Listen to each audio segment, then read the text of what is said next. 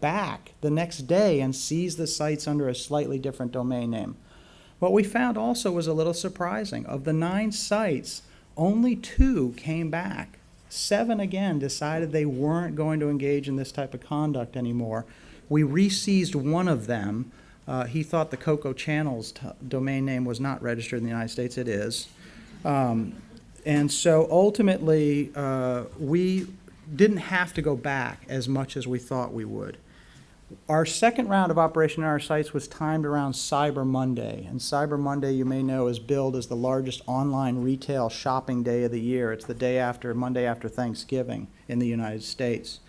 And ultimately, that was a consumer protection mission. We wanted to take out a number of these domain names that were offering counterfeit goods that people would buy for the holiday shopping season. We took out 82 domain names on that day.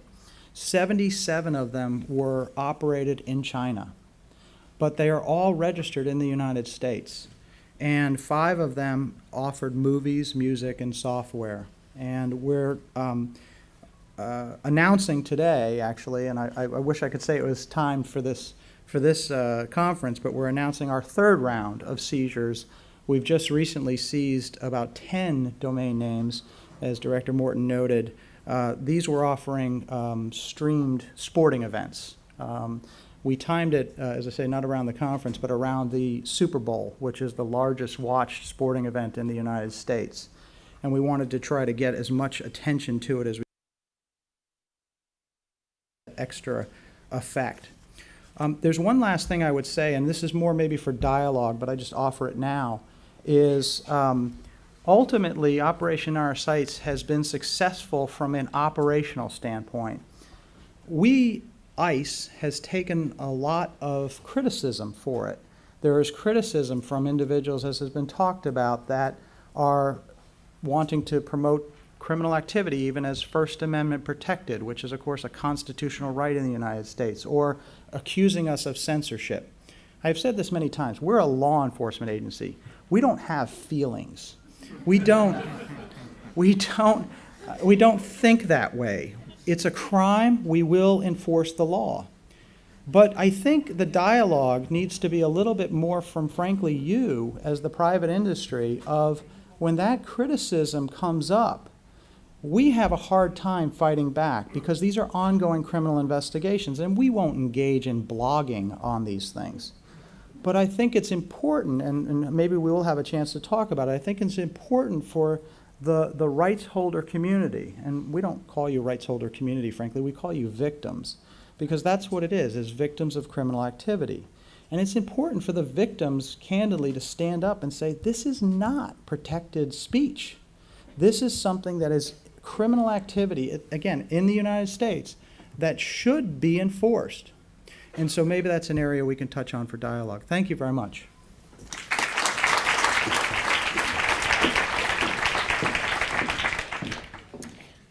Okay, we've had a dialogue now, and I have a few questions for the panel. I'm going to cross off the question to Eric about how ICE feels about what it's doing. We're not going to go there. They don't have feelings. But a question for the panel would be, what type of new trends have you seen in selling, marketing, advertising counterfeit goods or pirated content online? You know, what is counterfeiting like today that maybe it wasn't like a year ago, 2 years ago, 3 years ago? What's the modus operandi? And I think, let's see, who had the first dibs on this one? Ted, did you have some thoughts about how things have gone from maybe 5 years ago to how they are today? You mentioned, I think, cyber lockers is one thing that I think is relatively new. Yeah, as I mentioned in the beginning of my introduction, one of the big changes we've seen is this shift, as evidenced in part by the Envisional report, but even previous reports, from peer-to-peer to direct download sites, cyber stashes or cyber lockers, streaming, leeching sites, some of which were included in the presentation that we just heard. What we're also seeing is the quality of what can be downloaded is increasing incredibly. I mean, you get Blu-ray off of Usenet relatively quickly. We're also seeing, of course, that these sites whose freedom of speech we're infringing are becoming increasingly nimble. They understand the shortcomings of civil litigation. They understand the law very well. They know which countries will do more enforcement than others. They divide and conquer. They set themselves up, be hosted in one place. They register the domain name in another. They have a bank account somewhere else. And so they've gotten very adept at bouncing around. And this is why we're looking at more things like site blocking. And of course, there, in response to arguments that this is some form of censorship, we say, take a look at this site. It's over 90% infringing content. And the little non-infringing content that may have been put up there was put there on purpose in order to run this argument, and that there is no freedom to receive. Freedom of speech doesn't extend to receiving or giving pirated illegal content. And so we do our best, because that's a very good point, that we have to recognize that there's a lot of issues out there on the internet. We have to be careful and respect privacy. We have to be attuned to the concerns that people have about other fundamental freedoms that can be impinged on the internet, and these things have to be balanced. But when we're talking about a site that is overwhelmingly infringing, we don't believe that those things come into play. Okay, any other panelists have thoughts on new trends or things you've seen? And I'm just guessing, given what ICE is doing, perhaps finding domain name registrars and registries outside the U.S. may be an upcoming trend once they figure out where those sites, the domain names are actually registered, just a guess. But any other thoughts from panelists? Yeah, Luc? Oui, historiquement, on a toujours constaté que dès que de nouveaux moyens de communication apparaissaient sur Internet, ils étaient immédiatement détournés de leur fonction première. C'était le cas, par exemple, il y a quelques années des blogs. On avait vu, nous, immédiatement l'apparition de blogs proposant des contrefaçons de médicaments ou de chaussures. Et c'est le cas aujourd'hui des réseaux sociaux. Voilà, 500 millions de comptes Facebook et pas mal de comptes qui proposent aussi de la marchandise contrefaite aujourd'hui. Okay, so good comments. Let's go ahead and move on to our next question.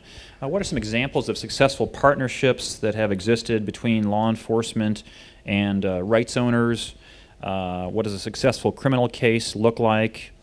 And so maybe we'll look to Luc and Eric on the end there as far as good cases you've had of cooperation with rights owners. And again, what can rights owners do to help work with you better to continue the success you've had? Thank you.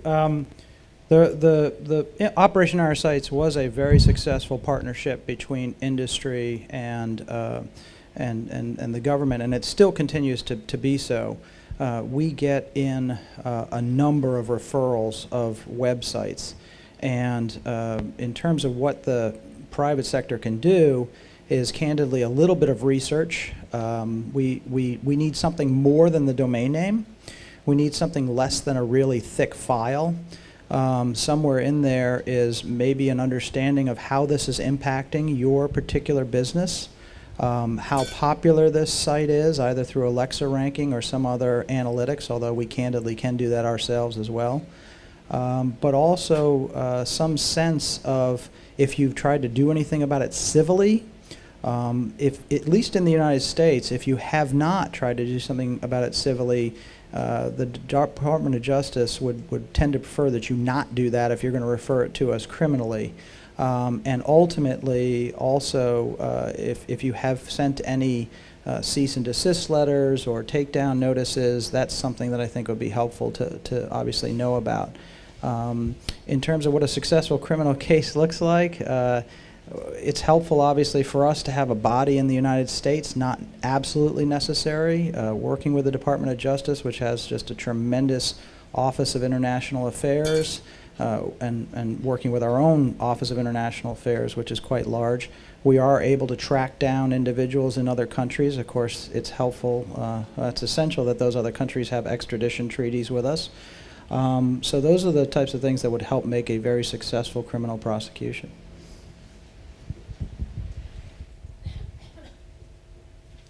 Oui, pour nous, la collaboration avec les titulaires de marques, les ayants droit, est vraiment très importante. Cyberdouane est un service de renseignement. Donc notre mission est de collecter l'information, la traiter et la restituer à des services opérationnels. Donc il est important pour nous de savoir que si le dossier est transmis à un service opérationnel, la marque sera présente et assistera le service lors de la saisie opérationnelle. All right, let's go next to voluntary efforts that are being taken by rights owners and online intermediaries to help fight the problem. So we've got a couple of intermediaries here, and we've heard from the presentations already what programs they have in place and different policies. So maybe just looking to our two intermediaries here, what types of voluntary efforts do you have in place, maybe expanding upon the comments you've already made? The main one is our AdWords counterfeit policy, but there's other policies in connection with other platforms, Blogger, YouTube, but AdWords is obviously the principal advertising platform. The things that we've done is, there's a dedicated team who is devoted to reviewing these complaints, and so there's that more manual element, and we're also looking to develop a lot more tools to help us more proactively detect counterfeiters. So it's a combination of both reactive and then proactive.